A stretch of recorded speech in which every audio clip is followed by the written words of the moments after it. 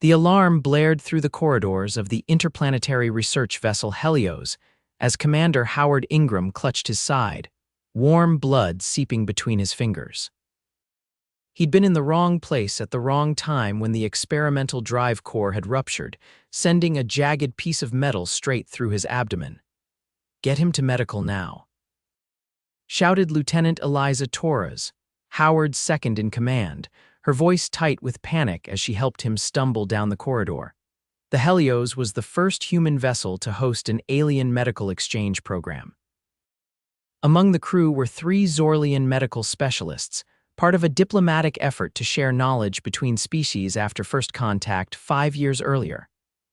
Dr. Zex, the head Xorlian surgeon, was waiting as they burst through the medical bay doors. "Place him on the bio table, doctor," Zex instructed, his 4 eyes blinking rapidly as he assessed Howard's condition. The alien's gray-blue skin tensed as he moved quickly, 6-fingered hands already reaching for diagnostic equipment. Howard groaned as they laid him down, the movement sending fresh waves of pain through his body. The metal fragment still protruded from his side, blood pooling beneath him on the table. "Status report," Howard managed to say through gritted teeth, still trying to command his ship despite his injury. "Commander, please conserve your strength, doctor," Zex said, scanning the wound with a handheld device that emitted a soft purple light. The alien's expression changed, the small tentacle-like appendages around his mouth twitching nervously. "This is not good," he said, turning to his 2 Xorlian assistants. "The fragment has severed the inferior vena cava and penetrated the right lobe of the liver. Blood loss is severe and accelerating." Howard could feel his consciousness slipping, the edges of his vision growing dark, but he fought against it. "What's the damage to the ship? Any casualties?" he asked, his voice weaker now. Dr. Zex looked at him with an expression Howard had learned to recognize as surprise. "Commander, your wound is mortal. You have minutes, perhaps, before blood loss causes complete system failure." The medical bay fell silent except for the beeping of monitors. Lieutenant Torres gasped, her hand covering her mouth. But Howard wasn't ready to die. Not today. Not when his crew needed him. With a grunt of pain that turned into a scream, Howard sat up, ignoring the protests of both humans and aliens in the room. He grabbed the bottom of his uniform shirt and in one swift motion tore it off. Before Dr. Zex could stop him, Howard wrapped the fabric tightly around his torso, securing it with a knot directly over the wound, careful to work around the protruding metal. "Commander, what are you doing, doctor?" Zex asked, all 4 eyes wide with disbelief. "This is futile. The wound is going to wait," Howard interrupted, swinging his legs over the side of the table. Blood immediately began to soak through the makeshift bandage, but the pressure had slowed the flow. "Lieutenant Torres, help me up. We need to get to the bridge. This is unprecedented," Dr. Zex said, his voice rising in pitch. "In all my 40 cycles as a trauma surgeon, I have never seen a patient ignore a mortal diagnosis." Howard stood shakily, leaning heavily on Torres. "First time for everything, doctor. Your job is to keep me alive until we secure this ship. Now I need a stimulant and something for the pain that won't cloud my thinking." Dr. Zex hesitated, then nodded to one of his assistants, who prepared an injection. "This is against all medical protocols," the alien said, administering the shot to Howard's arm. "But I am learning that humans have unusual responses to crisis." The stimulant hit Howard's system like a lightning bolt, temporarily pushing back the encroaching darkness. He straightened, though the pain remained intense. "Bridge status," he asked Torres. "Communication is down. The blast damaged multiple systems. We have fires on decks 3 and 4, she replied, her professional demeanor returning despite the fear in her eyes. "Then let's move." Howard took a step and nearly collapsed, but Torres caught him. "Commander," Dr. Zex interjected, "at minimum, allow me to secure the fragment. Its movement could accelerate your decline." Howard nodded tersely, and the alien quickly applied a stabilizing field around the metal shard, anchoring it in place. "This will buy you perhaps an hour at most," Dr. Zex said. "After that, not even your remarkable human physiology can compensate for such trauma." "An hour is all I need," Howard replied, though he had no idea if that was true. Torres with me. Dr. Zex, grab a medical kit and follow us. The rest of your team should help the injured from the blast. As they made their way to the bridge, Howard kept talking, partly to distract himself from the pain and partly to keep himself conscious. The core breach was no accident. The safety protocols were too robust for this to be a malfunction. Torres looked at him sharply. Sabotage, but who and why? That's what we need to find out. Howard stumbled, fresh blood seeping through his shirt bandage.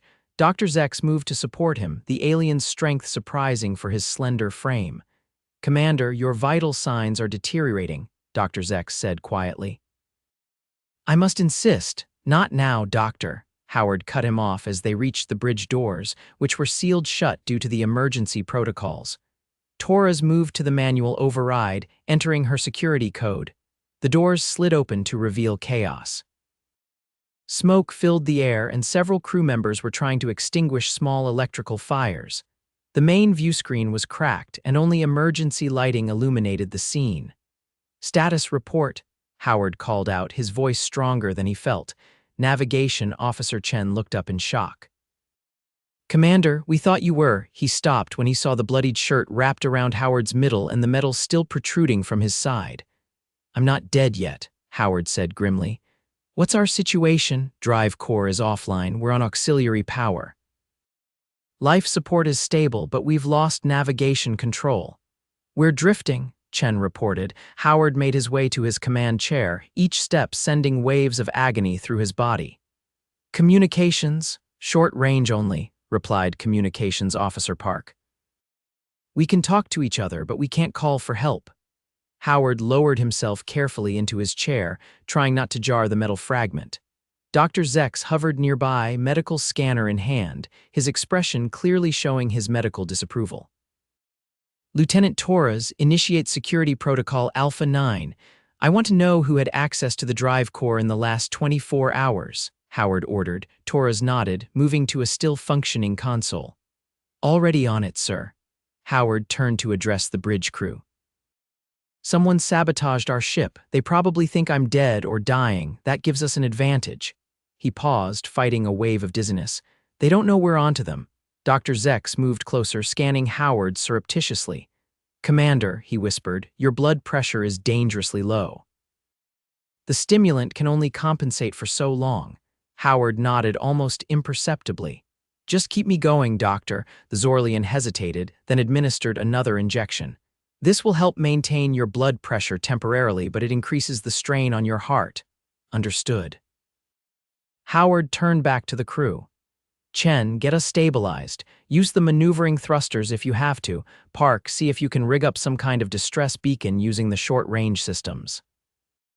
The bridge crew moved with renewed purpose, inspired by their commander's refusal to succumb to his injuries. Torres approached, her face grim. Sir, I've identified a potential security breach. Someone accessed the drive core using Engineering Chief Maxwell's credentials at 0300 hours, but Maxwell was in the mess hall with witnesses at that time. Howard nodded, then winced at the movement. Find Maxwell, bring him here. As Torres left, Howard's vision swam. He gripped the arms of his chair tightly, refusing to show weakness.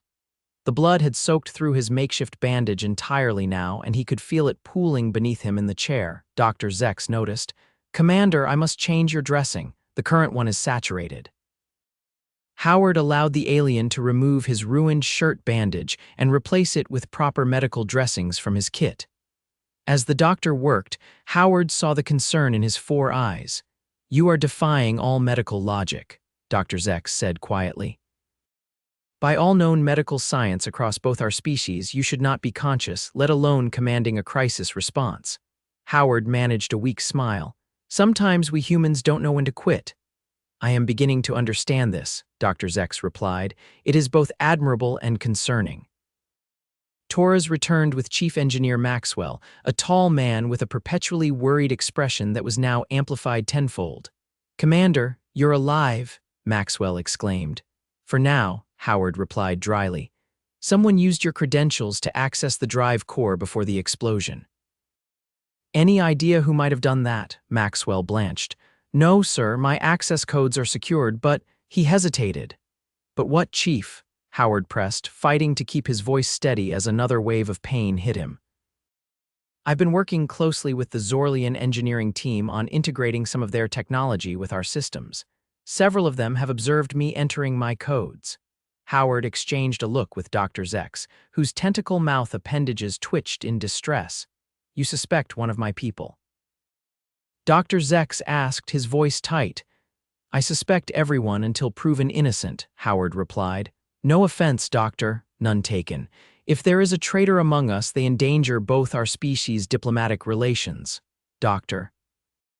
Zex straightened to his full height, which still put him a head shorter than Howard. I will assist in the investigation in any way I can. Howard nodded, then grimaced as the movement sent fresh pain through his torso. Maxwell, work with Torres to track down who used your credentials. Check the surveillance systems. As they worked, Howard felt himself growing weaker. The stimulants were wearing off, and reality was catching up to his body. Dr. Zex noticed his deterioration and administered another injection without being asked. This is the last dose I can safely give you, the alien doctor warned. Your human physiology is remarkable, but it has limits. Howard knew the doctor was right. He could feel those limits approaching rapidly. Just need to hold on a little longer, he muttered. An hour passed in a blur of activity. The fires were extinguished, the ship stabilized, and Torres had made progress on identifying the saboteur. Howard was barely hanging on, his skin pale and clammy, his breathing shallow. Commander, Torres said urgently, approaching his chair. We found something. The surveillance footage shows Dr. Vril, one of the Xorlian engineers, accessing the drive core using Maxwell's credentials. Dr. Zex made a sound that Howard had never heard before, something like a hiss combined with a click. Vril is not an engineer, he is a xenobiologist. He has no business near the drive core. Howard tried to stand but couldn't. His legs wouldn't support him anymore. Bring him in, he ordered, his voice barely above a whisper. Torres dispatched a security team, and within minutes they returned with Dr. Vril, a Xorlian with darker blue skin than Dr. Zex, and an extra set of appendages that marked him as being from a different region of the Xorlian homeworld. What is the meaning of this? Vril demanded, his voice carrying the distinctive harmonic overtones of all Xorlians. Howard fought to keep his head up to maintain the appearance of strength. You were seen accessing the drive core shortly before it exploded. Care to explain? Vril's 4 eyes blinked rapidly, a sign of Xorlian agitation. This is absurd, I was in my quarters. The surveillance footage says otherwise, Torres countered, pulling up the video on a nearby screen. The evidence was undeniable.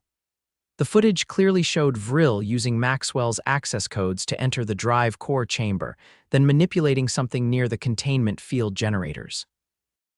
Vril's posture changed instantly, his body tensing. Before anyone could react, he pulled a small device from his pocket and held it up. This is a quantum detonator. There are more explosives planted throughout this vessel. One move and I trigger them all. The bridge went silent. Howard, despite his weakened state, kept his voice steady. Why, Vril? This mission was about cooperation between our species. Vril's mouth appendages twisted in what Howard had learned to recognize as contempt. Cooperation, your kind are spreading through the galaxy like a virus. This mission was just the beginning. The Xorlian purity movement will not allow humans to contaminate the stars. Dr. Zex moved forward slightly. The purity movement, they are extremists, Vril. They do not speak for our people. They speak for those who see the truth, Vril countered. Humans are unpredictable, dangerous. Look at your commander defying death itself through sheer stubbornness. Such a species cannot be controlled, cannot be trusted. Howard's vision was tunneling now, darkness encroaching from all sides, but he forced himself to focus, to think. The lives of everyone on board depended on his next actions. You're right about one thing, Howard said, his voice weaker but still commanding attention. We are stubborn. When we decide to live, we live. When we decide to fight for peace, we don't give up. He shifted in his chair and fresh blood seeped through the medical dressing. But you're wrong about us being a virus. We're explorers, seekers of knowledge and friendship. As Howard spoke, he caught Torres's eye and gave an almost imperceptible nod toward the environmental controls. She understood immediately and began subtly adjusting settings on her console. Vril seemed entranced by Howard's defiance, his 4 eyes fixed on the human commander who should, by all medical logic, be dead already. Your persistence is exactly what makes your species so dangerous. You do not accept natural limitations. Maybe that's not such a bad trait, Howard replied, fighting to stay conscious. It's gotten us this far. Suddenly, the lights on the bridge flickered, and the environmental systems made a loud hissing sound. Vril looked up in surprise, momentarily distracted. It was all the opening Torres needed. She lunged forward, tackling the Xorlian to the ground. The detonator flew from his hand, and security officers quickly subdued him. Howard slumped in his chair, the last of his strength finally giving out. "Get the location of those explosives," he managed to say before darkness took him. When Howard next opened his eyes, he was back in the medical bay, surrounded by beeping machines. Dr. Zex stood over him, all 4 eyes focused intently on a holographic display of Howard's internal organs. "He's awake," said a familiar voice. Torres moved into his field of vision, relief evident on her face. "How long?" Howard asked, his throat dry. 3 days, Dr. Zex answered, lowering the holographic display. "You required extensive surgery and synthetic blood transfusions. I had to call in assistance from the Xorlian medical vessel that was thankfully within range." Howard tried to sit up but found he couldn't move much. "The ship, the crew, safe," Torres assured him. "We found and neutralized all the explosives. Vril is in custody, along with 2 other members of the Purity movement who were part of the Xorlian contingent. The rest of the Xorlian crew have been extremely cooperative, even apologetic." Dr. Zex nodded, his mouth appendages moving in what Howard had come to recognize as a smile. "Your actions have actually strengthened relations between our peoples, Commander. The Xorlian High Council is embarrassed by the actions of the extremists and has pledged increased cooperation and transparency." Howard relaxed slightly, letting his head sink back into the pillow. "And my prognosis, Doctor? Still mortal?" Dr. Zex made the warbling sound that was the Xorlian equivalent of a chuckle. "All wounds are ultimately mortal in the longest view, Commander, but for the foreseeable future you will make a full recovery. We have repaired the damage to your vena cava and liver with a combination of human and Xorlian medical techniques. The results are impressive." "He means you're a medical miracle," Torres translated with a smile. "The Xorlian medical journals are already preparing special issues about you." Howard managed a weak smile, always happy to advance science. Dr. Zex adjusted something on one of the machines. "I must confess, Commander, that I have been studying human physiology extensively since your incident. The human capacity to continue functioning despite catastrophic injury is remarkable. It seems to be partly physiological and partly psychological." "We call it stubbornness," Howard replied. "Indeed, a trait I once found concerning I now find admirable, Doctor." Zex placed one 6-fingered hand gently on Howard's shoulder. "Rest now. Your ship and crew are safe. The next battle you must fight is the battle of healing." Howard closed his eyes, finally allowing himself to relax completely. "Wake me if anything changes." "Of course, Commander," Torres said, but he was already drifting off to sleep. Over the next 2 weeks, Howard's recovery progressed faster than even Dr. Zex had predicted. The combination of human resilience and Xorlian medical technology proved remarkably effective. By the end of the 3rd week, Howard was able to walk short distances, though Dr. Zex insisted he use a hover chair for anything longer. The Helios had been repaired as well, with assistance from a Xorlian engineering vessel that had arrived shortly after the incident. Relations between the human and Xorlian crew members had actually improved, united by their shared experience and the common enemy of extremism. On the day Howard was cleared to return to light duty, Dr. Zex requested a private meeting in the medical bay. "Commander, I wish to discuss something of a personal nature," the Xorlian said, his normally confident demeanor seeming subdued. Howard sat on the edge of the bio bed, now able to move without pain though still far from his full strength. Of course, Doctor, what's on your mind?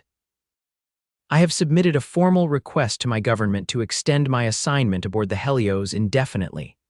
Dr. Zex's 4 eyes blinked in sequence, a sign of nervousness. I find that I have much more to learn about humans, particularly in the field of trauma response and psychological resilience. Howard smiled. I'd be honored to have you stay on, Doctor. Your skills saved my life. No, Commander, your determination saved your life. I merely provided technical assistance. Dr. Zex hesitated, then continued. In Xorlian medicine, we are taught to accept the inevitable. When a wound is mortal, we focus on comfort and dignity in the final moments. We do not encourage fighting against the inevitable. And now, Howard asked, now I question what is truly inevitable. Dr. Zex straightened to his full height. Your actions have caused me to reevaluate many of my fundamental beliefs about life, death, and the will to survive.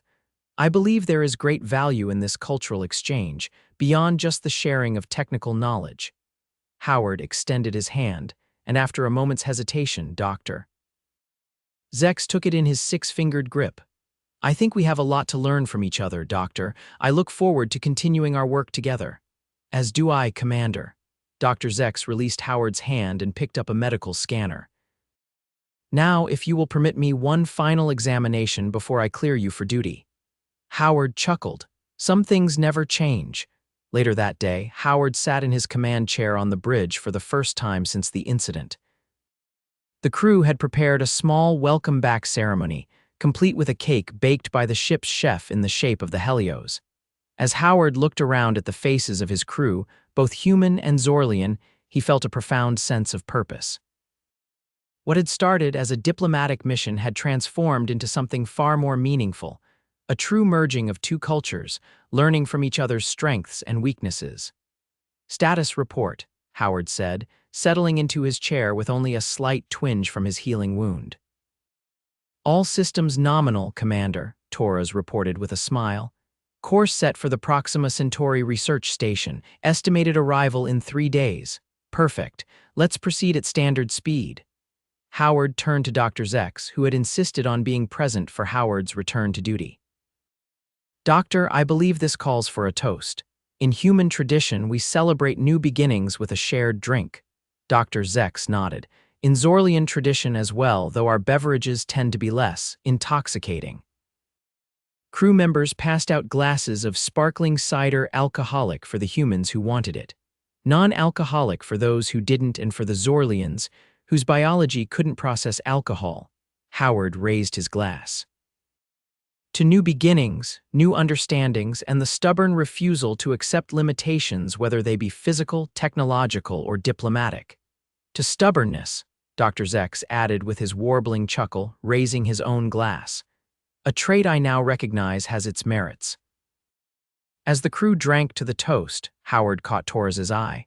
She gave him a subtle nod of approval, and he knew she was thinking the same thing he was.